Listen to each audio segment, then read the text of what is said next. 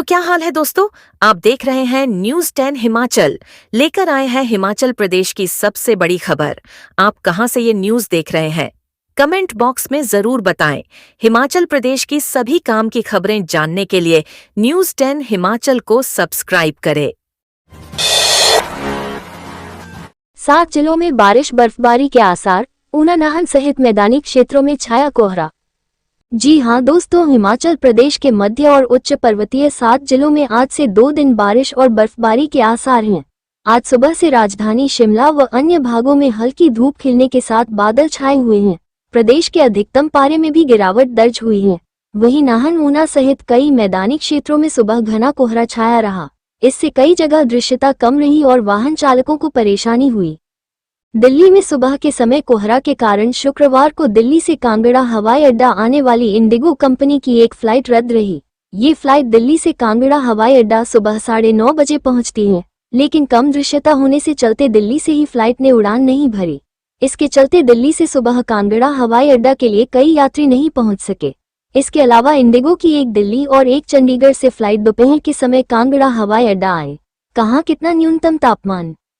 शिमला में न्यूनतम तापमान 11.8, सुंदरनगर 4.5, भुंतर 4.5, कल्पा 5.0, धर्मशाला 7.8, ऊना 5.5, नाहन 9.4, पालमपुर 5.5, सोलन 4.0, मनाली 5.4, कांगड़ा 6.0, मंडी 5.9, बिलासपुर 7.5, हमीरपुर 5.5, जुब्बड़हट्टी 9.4, कुकुमसेरी -5.7, कुफरी 10.2, नारकंडा 7.6, भरमायर 9.4, रिकांगपिओ 7.1, सिउबाग 4.6, बट्ठी 5.6, कसाइली 11.7, पांवटा साहिब 9.0, सराहन 5.8, देहरा गोपीपुर 9.0, ताबो -2.9, नेरी 10.4 व बजायरा में 4.6 डिग्री सेल्सियस दर्ज किया गया।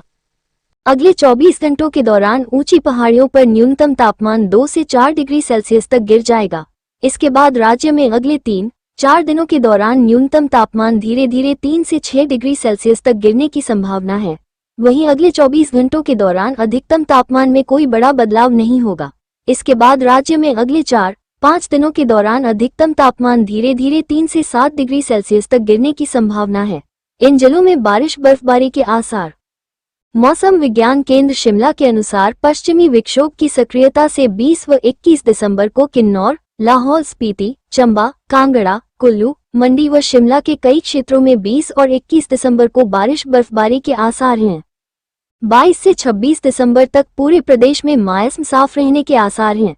23 से 24 दिसंबर तक भाखड़ा बांध, बिलासपुर के जलाशय क्षेत्र के कुछ हिस्सों और उसके आसपास और बलह घाटी, मंडी के कुछ हिस्सों में सुबह या तड़के और देर रात के घंटों में घना कोहरा छाए रहने का येलो अलर्ट है। वहीं ऊंचाई वाले क्षेत्रों में हल्की बर्फबारी के बाद ठंड का असर और बढ़ गया है। कुल्लू और लाहौल स्पीति में शीतलहर तेज हो गई है।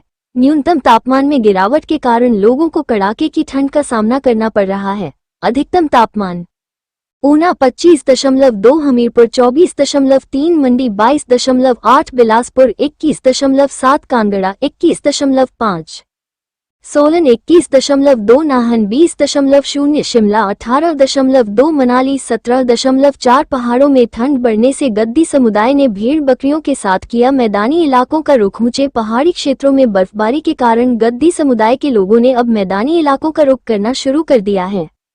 सर्दी बढ़ने के साथ ही पहाड़ों में रहना कठिन हो गया है, जिस कारण गद्दी लोग अपनी भेड़ बकरियों के साथ मैदानी क्षेत्रों का रुख कर लिया है। पहले के समय में गद्दी समुदाय के लोग अपनी पारंपरिक वेशभूषा के लिए पहचाने जाते थे।